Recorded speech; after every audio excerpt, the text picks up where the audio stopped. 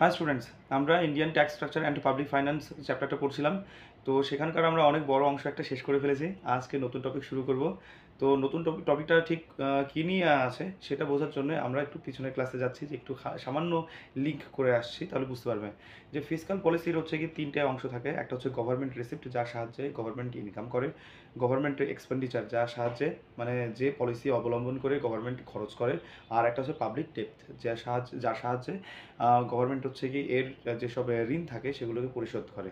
এবার গভর্নমেন্ট রিসিপ্টের হচ্ছে কি দুটো অংশ, একটা হচ্ছে রেভিনিউ রিসিপ্ট আর একটা হচ্ছে ক্যাপিটাল রিসিপ্ট।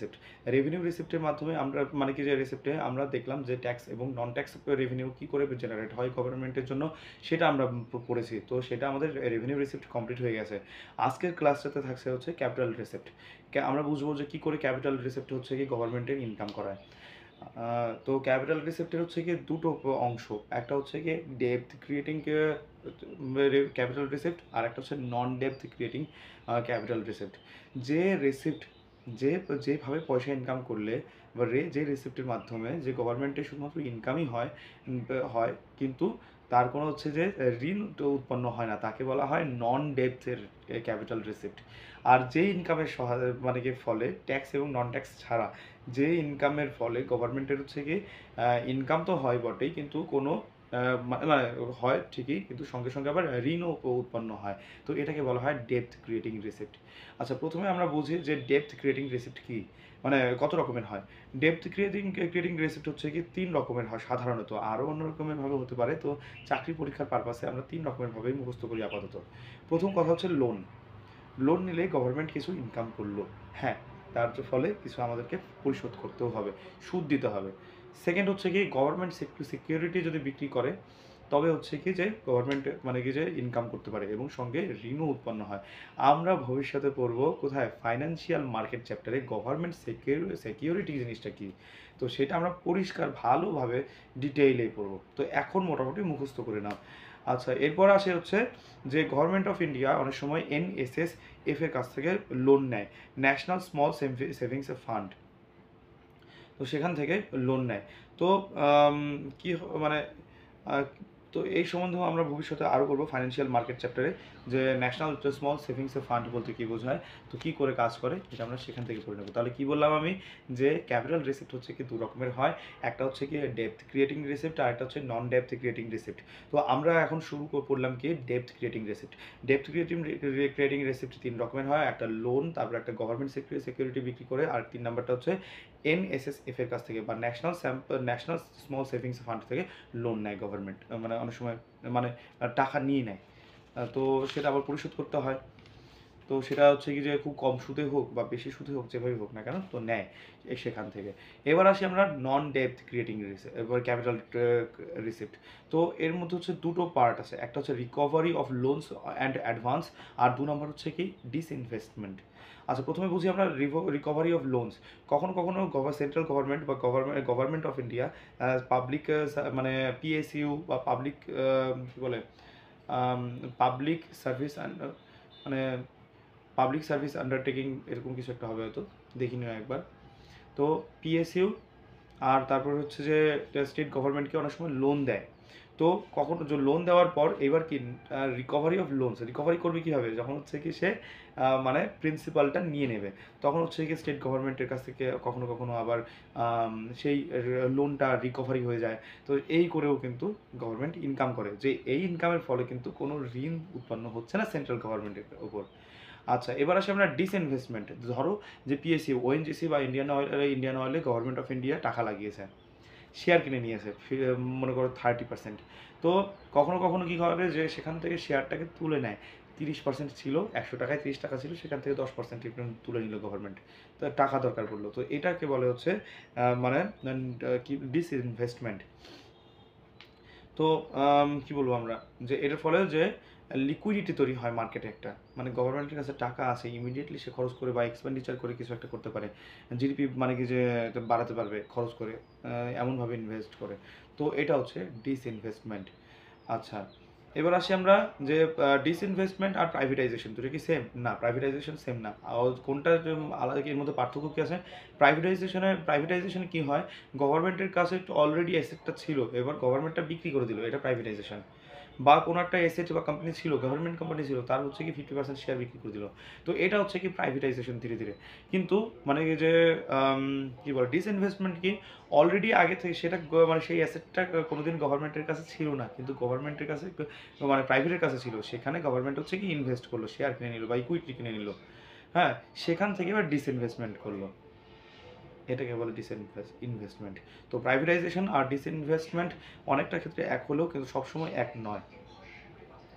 আচ্ছা, তাহলে আমরা ক্যাপিটাল রিসিপ্টটাকে কমপ্লিট করে ফেললাম। আচ্ছা, তাহলে আমরা দেখি বুঝি কোথায় আছি। গভর্নমেন্ট মানে কি যে ফিসকাল পলিসি, তার গভর্নমেন্ট রিসিপ্ট, তার হচ্ছে কি গভর্নমেন্ট এক্সপেন্ডিচার, বা তারপর হচ্ছে হ্যাঁ গভর্নমেন্ট এক্সপেন্ডিচার, আর হচ্ছে কি ডেপ্থ, পাবলিক ডেপ্থ।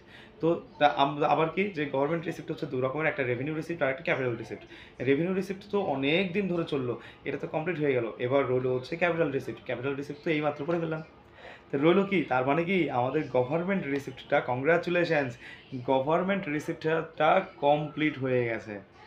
এবার আমরা পড়বো গভর্নমেন্ট এক্সপেন্ডিচার। আচ্ছা, গভর্নমেন্ট দুইভাবে পয়সা খরচ করে, একটা হচ্ছে কি রেভিনিউ এক্সপেন্ডিচার, আর একটা হচ্ছে যে ক্যাপিটাল এক্সপেন্ডিচার। আচ্ছা, এটা এবার আমরা ভালো করে বুঝি যে রেভিনিউ এক্সপেন্ডিচার কি। যে এক্সপেন্ডিচারের জন্য, যে খরচের কারণে গভর্নমেন্ট নতুন করে জিডিপি উৎপন্ন করতে পারে না, বা গভর্নমেন্টের হচ্ছে কি পয়সা বৃদ্ধি পায় না, সেটাকে বলে হচ্ছে রেভিনিউ এক্সপেন্ডিচার। যেমন কি ফর এক্সাম্পল কি সবুজ সাথী, খাদ্য সাথী, বা হচ্ছে যে কন্যাশ্রী, যুবশ্রী, এগুলোতে কি গভর্নমেন্ট টাকা দিয়ে দিচ্ছে ডিরেক্টলি, তো সেটা কোনো ইনভেস্টমেন্ট না। তো এটাকে বলে রেভিনিউ এক্সপেন্ডিচার। একটা বলা ভালো যে দেশে যদি কোনো দেশে বিরাট অঙ্কে হচ্ছে কি রেভিনিউ এক্সপেন্ডিচার যদি হয়, মানে কি গভর্নমেন্ট জিডিপি তৈরি করতে পারছে না, শুধু খরচই করে যাচ্ছে, সেই দেশ কিন্তু খুব একটা বেশি এগোয় না। যদি রেভিনিউ এক্সপেন্ডিচার বেশি হয়, তো মানে কি খুব বেশি, তার মানে বুঝতে হবে সেই দেশ অনুন্নত দেশ, বা ডেভেলপিং বা আন্ডার ডেভেলপড কান্ট্রি। সেই ক্ষেত্রে জিডিপি মানে কি যে বেশিরভাগ মানুষরা প্রাইমারি সেক্টরের দিকে বেশি ফোকাস করে থাকে। সার্ভিস সেক্টর বা হচ্ছে কি আরও অ্যাডভান্সড মানে টারশিয়ারি সেক্টর, কোয়াটারনারি সেক্টর, এগুলো কোনো উৎপন্ন মানে কি যে কোনো কোনোভাবেই ডেভেলপড নয়। তো এটা গেল হচ্ছে রেভিনিউ এক্সপেন্ডিচার। আচ্ছা, এবার আসি আমরা, অথচ দেখার বিষয়, আচ্ছা ঠিক আছে ওটা একটু পরেই বলি। এবার আসি আমরা ক্যাপিটাল রিসিপ্টে, ক্যাপিটাল এক্সপেন্ডিচারের ক্ষেত্রে আসি। ধরে নাও কোনো ব্রিজ বানাচ্ছে গভর্নমেন্ট, ব্রিজ বানালে কি হবে যে মানে কি যে ইনফ্রাস্ট্রাকচার খুব ভালো হলো, মানে কি রাস্তা খুব বড় করলো, বিশাল করলো, অনেক শক্ত করলো। তো তো এটা হচ্ছে মানে কি যে যাতে কিনা গভর্নমেন্ট কিছু লাভ পায়। কী লাভ হয়? মনে করো হচ্ছে কোনো একটা রাস্তা এই রকম ঘুরে আসছে, যে 40-50 কিলোমিটার ধরে এরকমভাবে ঘুরে আসছে, তাহলে এই যে সমস্ত গাড়ি থেকে শুরু করে যত তোমার কি যানবাহন আছে, এইভাবে ঘুরে আসতে গেলে কত যে তেল খরচ হবে তার কোনো গ্যারান্টি মানে তো হিসাব নেই। তাহলে কি গভর্নমেন্ট কী করলো, এবার নতুন রাস্তা তৈরি করলো মাঝখান দিয়ে, এইভাবে ঘুরে না গিয়ে এদিকে সোজা আসলো।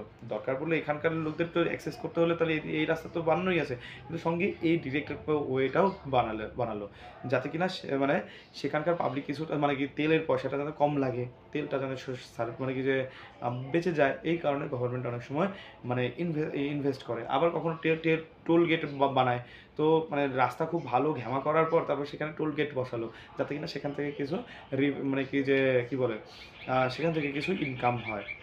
তো এটাকে বলা হয় ক্যাপিটাল এক্সপেন্ডিচার। তো ক্যাপিটাল এক্সপেন্ডিচার করলে সেখান থেকে ইনকাম হওয়ার চান্স আসে। তো এবার বোঝো, কিন্তু এবার মানে দেখার বিষয় যে আমি সেন্ট্রাল গভর্নমেন্টকে দায়ী করছি না বা খারাপ বলছি না আমি। তো এই বছর 2025-এর তোমরা যদি বাজেট দেখো, সেখানে 1 নম্বর যেখানে কিনা হচ্ছে গভর্নমেন্ট মানে কি খরচ করছে, সেটা হচ্ছে ডিফেন্স সেক্টরে। আর এটা একটা কিন্তু রেভিনিউ এক্সপেন্ডিচার, এটা কিন্তু কোনো ক্যাপিটাল এক্সপেন্ডিচার নয়। কারণ ডিফেন্সে যদি খরচ করো, সেখান থেকে জিডিপি বৃদ্ধি পায় না, অবশ্যই মানে সিকিউরিটি বৃদ্ধি পায়। তো সেটা হচ্ছে কি গভর্নমেন্টের মানে কি ইন্টেলিজেন্স ব্যুরো বা হচ্ছে সিবিআই, সিআইডি বা এই সমস্ত কিছু গভর্নমেন্ট রিপোর্ট, বা হচ্ছে ইন্ডিয়ান ফরেন সার্ভিস, যে বেশ কিছু সার্ভেন্টরা আছে, সেখান থেকে গ্রাউন্ড রিপোর্টটা পাঠায় ইন্ডিয়াতে। তো সেখান থেকে সমস্ত তথ্যের ওপর বা রিপোর্টের উপর ভিত্তি করেই হয়তো গভর্নমেন্ট ডিফেন্সের খাতে সবচেয়ে বেশি ইনভেস্ট করেছে। হ্যাঁ, টোটাল মেজর 12টা সেক্টর আছে, তার মধ্যে মানে সেক্টরের কথা উল্লেখ করে সেন্ট্রাল মানে পার্লামেন্টে, তার মধ্যে সবচেয়ে 12 নম্বর অবস্থানে আছে হচ্ছে সায়েন্স অ্যান্ড টেকনোলজি। সায়েন্টিফিক অ্যাডভান্সমেন্টের জন্য অনেক কম ইনভেস্ট, 12 নম্বরে আছে, সবচেয়ে লাস্টে আছে। অ্যারাউন্ড 55,000 কোটি টাকার মতো ইনভেস্ট করেছে, অথচ সেটার তুলনায় ডিফেন্স অনেক গুণ বেশি হচ্ছে কি ইনভেস্ট করা হয়ে আছে। হ্যাঁ, তো আশা করি তোমরা অনেক কিছু বুঝে গেছো আশা করি। তো আজকে এই পর্যন্তই থাক, আমরা আজকে ক্যাপিটাল এক্সপেন্ডিচার কমপ্লিট করলাম। তো নেক্সট ক্লাসে আমরা কি বলে পাবলিক ডেথ হিসেবে মানে কি যে নিয়ে কথা বলবো, ঠিক আছে? ভালো করে পড়ো, প্রতিটা লাইন ধরে ধরে পড়বে। যদি খুবই ইম্পর্টেন্ট বলে মনে হয় ভিডিওটা, তবে ছোটদের ভাই বোনদের বা বন্ধু বান্ধবদেরকে শেয়ার করো। যদি রেসপেক্ট আসে ভিডিওতে তবে অবশ্যই লাইক দেবে। আর যদি কোনো ত্রুটি বলে মনে হয় বা বুঝতে অসুবিধা হয় তাহলে অবশ্যই কমেন্টে জানাবে, ঠিক আছে?